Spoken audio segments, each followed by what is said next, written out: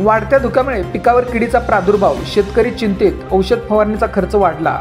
वातावरणात होत असलेल्या सततच्या बदलामुळे जनजीवन विस्कळीत होत असले तरी शेतकरी मात्र रब्बी हंगामातील पिकासाठी चिंतातूर दिसून येत आहे। सकाळी पडणारी थंडी आणि सोबत दाट धुके, तर दुपारी उन्हाचा तडाखा आणि सायंकाळी ढगाळ वातावरण, या वातावरणाचा परिणाम निश्चितच शेती पिकावर होत आहे। या धुक्याचा परिणाम पीक वाढीवर होणार आहे। ज्वारीची पेरणी मोठ्या प्रमाणात झाली आहे, मात्र गेले काही दिवसांपासून बदलत्या हवामानामुळे धुक्यामुळे ज्वारी पिकावर ही रोगाचा प्रादुर्भाव दिसून येत आहे। वाढलेली थंडी गहू, हरभरा या पिकासाठी पोषक असले तरी काही प्रमाणात रोग आणि किडीचा प्रादुर्भाव वाढण्याची भीती शेतकऱ्याला लागली आहे।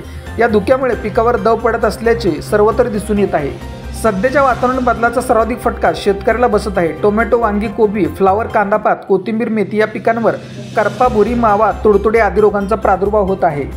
रब्बी हंगामाच्या दृष्टीने सध्याचे वातावरण पिकांना पोषक नाही, त्यामुळे साहजिकच शेतकऱ्यांचा औषध फवारणीचा खर्च वाढत चालला आहे। पिके वाचवण्यासाठी शेतकऱ्यांना औषध फवारणी करावी लागेल। फवारणीच्या अतिरिक्त खर्चामुळे निश्चितच भांडवली खर्चात वाढ होणार आहे, याची चिंता शेतकऱ्यांना लागली आहे। अशाच बातम्यांसाठी जिल्हा साताराच्या सर्व सोशल मीडिया प्लॅटफॉर्मला फॉलो करा। व्हिडिओ लाईक, कमेंट आणि शेअर करा।